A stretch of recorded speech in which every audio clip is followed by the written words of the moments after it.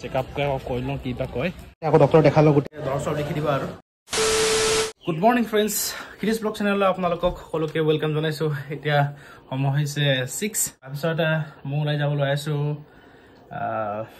দেওঘৰলৈ তো বহুত দিনৰ পৰা আপোনালোকক কৈ আছিলোঁ কি মোৰ গাটো ঠিক নাই বুলি 20-22 দিনমান হ'ব আৰু তো সেইকাৰণে মই যাব ওলাইছোঁ আজি মোৰ ট্ৰিটমেণ্ট কৰিবৰ কাৰণে মই মোৰ ঘৰৰ পৰা অকলে যাম লগত মোৰ চুলি দীঘৰ লগৰটো আৰু দীপক দা গাড়ীৰো অকণমান কাম এটা আছে তো এই গুলিমে 10 চিগাৰ যদি কৰিব পাৰোঁ তেলে ভাল হ'ব কম খৰচতো হৈ যাব তেতিয়া দুবাৰ যাব নালাগে আৰু ডিব্ৰুগড়লৈকে আৰু ডিব্ৰুগড়লৈকে আমাৰ ইয়াৰ পৰা অলপ আঁতৰ হয়গৈ আৰু একো নোখোৱাকৈ যাব লাগিব কাৰণ মোৰ আল্ট্ৰাচাউণ্ড হ'ব পাৰে বা এণ্ডস্কপি হ'ব পাৰে সেইকাৰণে একো নোখোৱাকৈ যাব লাগে ভাত খাই দিলে মানে 9 ঘণ্টামান ৰখিব লাগিব তো সেইকাৰণে ভাত নোখাই ভাল হ'ব পানী খাই থাকিম লাগিলে এনিৱে চাই থাকিব আৰু ভিডিঅ'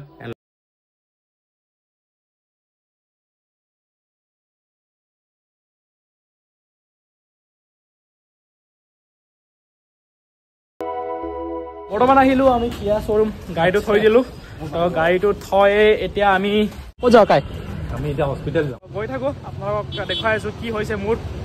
চিটুৱেশ্যনটো আৰু চাই থাকিব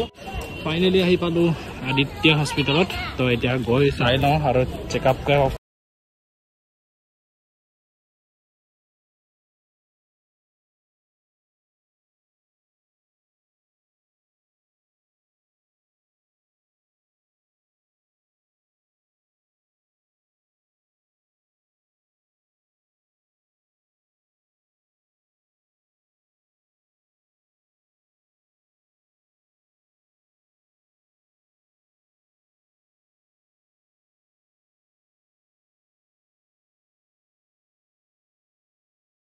বৰ্তমান আহিছোঁ আমি অকণমান ভাত খাবলৈ এয়া চাওক একদম নিৰামিষ ভাত তেল কম নে কি কয় যিহেতু ভাতটো খালোঁ তো এতিয়া আপোনালোকৰ এক্সপিৰিয়েঞ্চ এটা ক'ব বিচাৰিছোঁ এণ্ডস্কপিত মাক কচম কৈছোঁ নহয় চিৰিয়াছলি কি সোমাই দিলে মুখত এই ডাল এই ইমান ডাঙৰ ডাল এডাল মানে পাইপ সোমাই দিছে ভিতৰত সোমাই দিছে মোৰ কোনো বমি ওলাই গৈছিলে মোৰ তো মোক প্ৰথমবাৰৰ জীৱনত এক্সপিৰিয়েঞ্চটো মই কৈ দিছোঁ আৰু এণ্ডস্কপি কৰাৰ এক্সপিৰিয়েঞ্চটো তো যিহেতু ৰিজাল্টটো গম পালোঁ কিন্তু মই অলপ পাছত প্ৰপাৰ কিবা দেখাম আৰু আপোনাক ধুনীয়াকৈ তাৰপিছত এতিয়া আকৌ আমি ৰিপৰ্টটো লৈ লওঁগৈ যিহেতু থেংক ইউ ছ' মাছ মিণ্টু দা মানে মিণ্টু দা মোৰ ছাবস্ক্ৰাইবাৰ যিহেতু বহুত ধুনীয়াকৈ সহায় কৰিছে ধুনীয়াকৈ মানে বহুত কম সময়ত আমাৰ ৰিপৰ্ট চব ৰেডি কৰি দিছে তো এতিয়া হৈছে সময় কিমান 12:14 তো ইমান সোনকালে কেতিয়াও ৰিপৰ্ট নাপায় কিন্তু মই বহুত কম সময়ত ৰিপৰ্ট পাই গ'ল এইজন হয় আমাৰ মিণ্টু দা খুলি দিওঁ আকৌ মাস্কটো থেংক ইউ আৰু চাওক ইমান ধুনীয়াকৈ ৰিপৰ্ট ৰেডি কৰি থৈ দিছে দাদা জাষ্ট বিকজ দাদাৰ কাৰণে ইমান সোনকালে পাইছোঁ নহ'লে মানে টাইট লাগিলে চিনাকি লাগিছে ভাল ন মজা হা মোৰ বেমাৰ অকণ মই আজি মলাংগা মা দিয়ক দেই লগ পাম তেনেকৈ এতিয়া আকৌ ডক্টৰ দেখালোঁ গোটেই তো ওচৰ লিখি দিব আৰু ডক্টৰ সোমাই লওঁ আছে ৰিপৰ্টটো দেখুৱাই আহিলোঁ এতিয়া ডক্টৰ লৈ ল'ব লাগিব আৰু আপুনি এণ্ডস্কপি কৰাটো ডিঙিটো এতিয়াও বিষাই আছে পূৰা জ্বলি আছে একদম বেমাৰ হ'ব নাপায় দেই এতিয়া মানে এটা বেমাৰ হ'বলৈ চেষ্টা নকৰিব আপোনালোকেও আৰু বহুত বস্তু নিষেধ কৰিব খুজিছে যেনে বাহিৰা বস্তু খাবলৈ কাৰণে আৰু জুচ ক'ল্ড ড্ৰিংকছ এলকহল এইবোৰতো অকণ খাইছিলোঁ বাৰু মিছা নকওঁ মিছা কৈনো কি পাম তাৰপিছত সেইবোৰো নাখাব কৈছে আৰু মাজত মানে বহুত ৰেড বুল খালোঁ সেইটো কাৰণে অলপ বেয়া হয় ৰেড বুলো নাখাব মই কৈছোঁ আৰু মই পাইছোঁ কাৰণে কৈছোঁ আৰু বস্তুটো মানে কি নাহে ফিটনেছো থাকিব লাগে মই ফিটনেছ কৰা এৰি দিছিলোঁ যে সেইকাৰণে অলপ প্ৰব্লেম হৈছিলেগৈ আৰু এতিয়া মেইনটো মানে বেমাৰটো কি হৈছে মোৰ মেইন বেমাৰটো হ'ল মোৰ ফেটি লিভাৰ মানে ফৰ্ম হ'ব লৈছে আৰু বেছি হোৱা নাই তো মাইল্ড এটা পেইন হয় মাইল্ড মানে এইটো একদম মিহিকৈ পেইন এটা হয় কষ্ট কৰি খা নাই যিহেতু ফেটি লিভাৰ যদি অলপ যদি ষ্টেজটো যদি পাৰ হৈ যায় এইকেইটা বহুত পেইন হয় কাৰণ মোৰ অকল পাৰ্টটো তাৰপিছত এতিয়া আমি ওলাই থাকোঁ এটা গাড়ী মানে ডিলাৰৰ পৰা ফোন কৰিছিলে কি বস্তু হৈ গৈছে বুলি বনোৱা যিহেতু কথা এটা মনত হ'ব মেডিকেলত এটা বস্তু বহুত বেছি মানে মনত হ'ব আৰু কি চেকআপত বা আপোনাৰ আল্ট্ৰাচাউণ্ড কৰোঁতে বেছি পইচা আপোনাক বেছি খৰচ নহ'ব কিন্তু মেইনলি আপোনাৰ মেডিচিন বেছি নহয় এটা জৰ্ডান জোতা কিনাৰ মানে ভেলিউটো গুচি গ'ল আৰু এনিৱে সেইটোৱে কথাটো খৰচটো হৈ যায় বেমাৰ সেইকাৰণে আগ চাপিব নাপায় আৰু আনিবলৈ চেষ্টা নকৰিব আপোনাক ক'লোৱে আৰু খোৱা বোৱা কৰিব তাতে ময়ো কৰিব লাগিব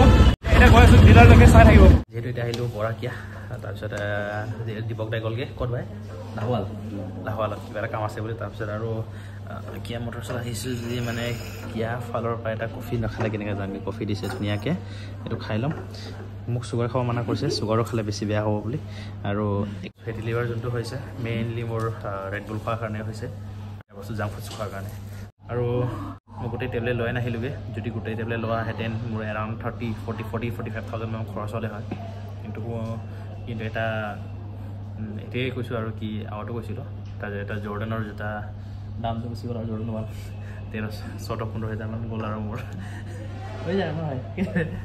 উপায় নাই আৰু অহা মাহত আকৌ কিনিব লাগিব টেবলেট 6,000-7,000 মানে কিনিব লাগে আৰু 6 মান্থ খাব দিছে কোৰ্চ লাহে লাহে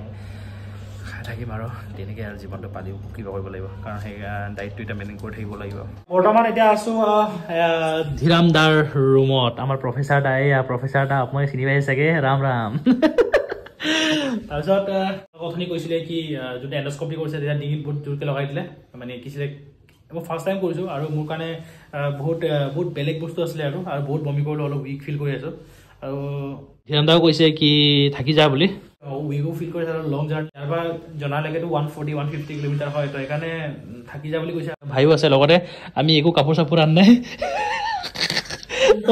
থাকি দিম আৰু তহঁতি ৰেষ্ট কৰ অকণমান মই দুটামান ক্লাছ কৰি আহোঁ আচ্ছা এই ক্লাছ যাব মানে এতিয়া আধা ঘণ্টা বা 1 ঘণ্টা লাগিব আৰাম কৰিলোঁ আচ্ছা ক্লাছ কৰিব যাব মানে তো এতিয়া দাদাই ক্লাছ কৰিব যাব এতিয়া আমি অকণমান ৰেষ্ট কৰিলোঁ বইল খাব লাগিব বইল বনাম আকৌ বনাই দিব লাগিব আৰু এতিয়া আপুনি কষ্ট পাব আৰু বইল বনোৱাটো ইজি পানী দি গৰম কৰি দিলে ঠিকে আছে দিয়ক এনিৱে দাদা আপুনি গৈ লওক তাৰপিছত আজি ডিব্ৰুগড়তে থকা হ'ব আৰু দাদাৰ লগতে আজি ভিডিঅ' অকণমান শ্বৰ্ট হ'ব পাৰে তো সেইটোৱে আৰু কি মোৰ বেমাৰটো গম পালোঁ আৰু আজি ডিব্ৰুগড়তে ভিডিঅ'টো এণ্ড কৰিছোঁ আৰু কাইলৈ লগ পাই আছোঁ বাই